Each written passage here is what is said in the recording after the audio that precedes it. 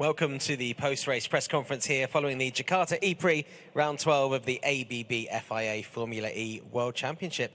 Please welcome on stage then from right to left, Nico Muller from Andretti Formula E, our third place driver. In fact, on the left, Edoardo Mortara from Mahindra Racing. And in the middle, Dan Ticktum, your race winner with CUPRA Kiro. Congratulations, Dan, first of all. Thank you. It's been a long time coming. It has. You must feel like you've proven a few people wrong today. Yeah,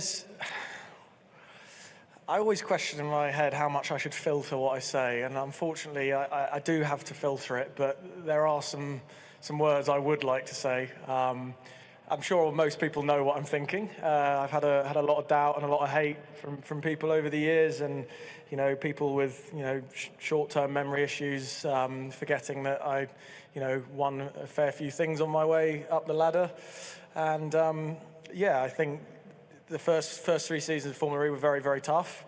It was difficult to remain motivated, but I mean, yeah, this season is pretty much as good as I could have hoped for.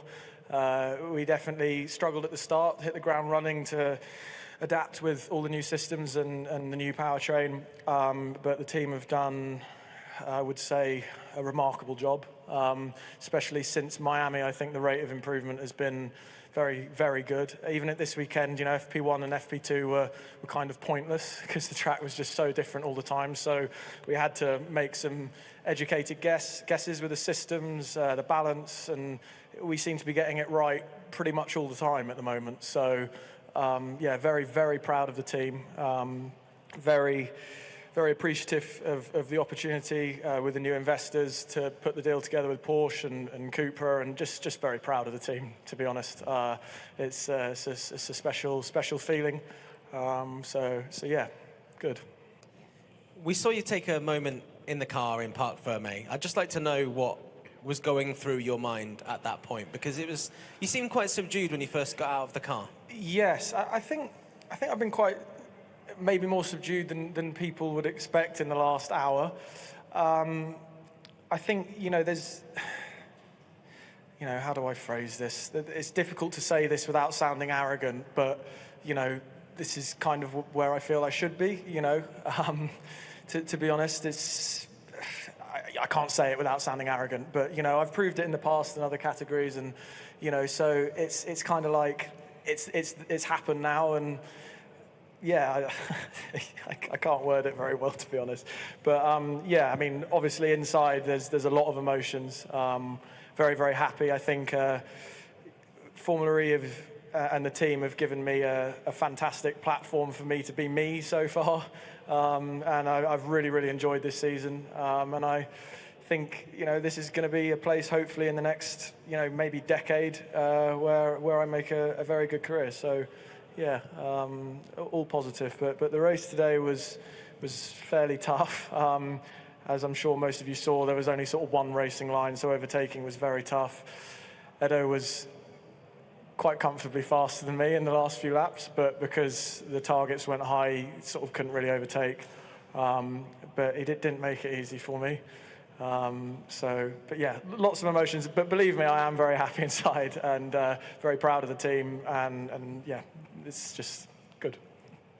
Obviously, a lot has happened for you so far this season. Your first podium in Formula E, also now your first win in Formula E. So that's two big milestones ticked off.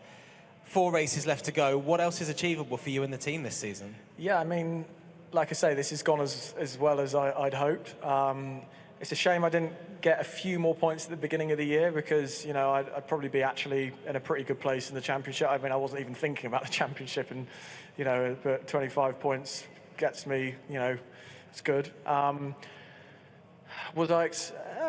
I think on paper, the goal at the beginning of the season was a podium. So, and obviously a lot of people asked me after Japan, is there a win coming? Is there a win coming? And,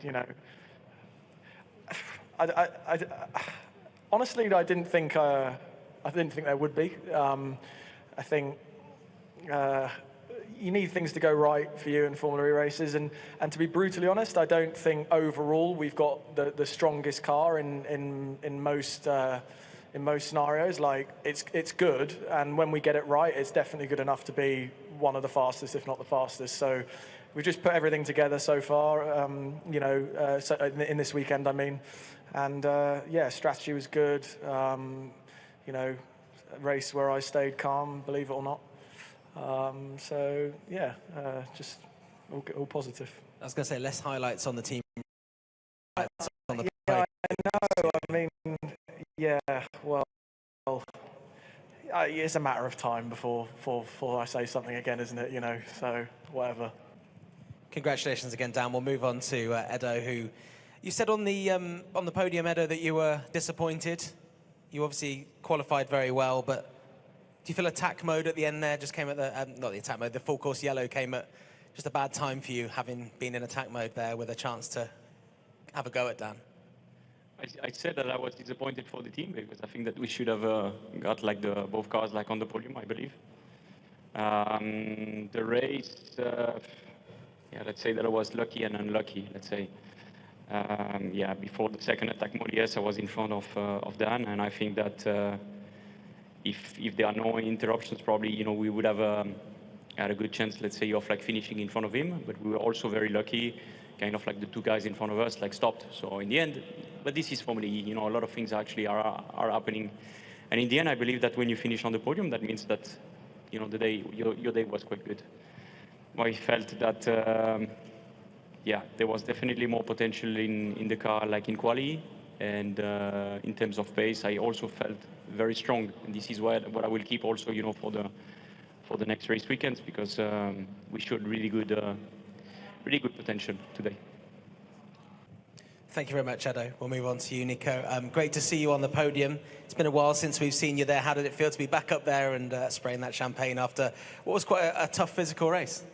It was tough out there, but very happy for the team and my crew. They deserved that one.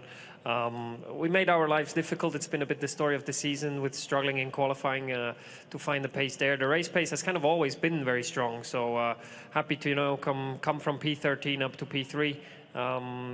Had some really important moves at the beginning of the race. Felt strong in the car. Yeah, so really happy to take that and to be back up here and bring home a trophy. Balapan yang sangat berat, tapi saya sangat senang untuk tim dan kru karena mereka benar-benar pantas mendapatkannya. Sempat kesulitan di kualifikasi, tapi saya senang bisa naik dari P13 ke posisi ketiga, dan saya merasa cukup kuat dengan mobil hari ini. Selalu senang untuk balapan di sini. Thanks to your bright white race suit, we've seen the kind of the state it's in after that race. Obviously, it was very tricky out there with the surface that Tom on commentary described as like a wet race without the water. I don't know your thoughts on that maybe, but starting 13th and getting to where you finished, that's an impressive afternoon's work. Can you just talk me through how you approached the race knowing you were starting slightly further back?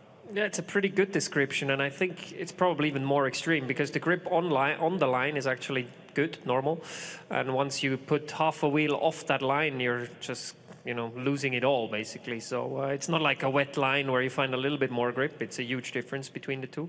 So, yeah, having to get out of that line feels very uncomfortable, and I really try to, make my mind up before going into the race, what's the approach we're going to take, where do we think the track could clean up to try and, still make positions.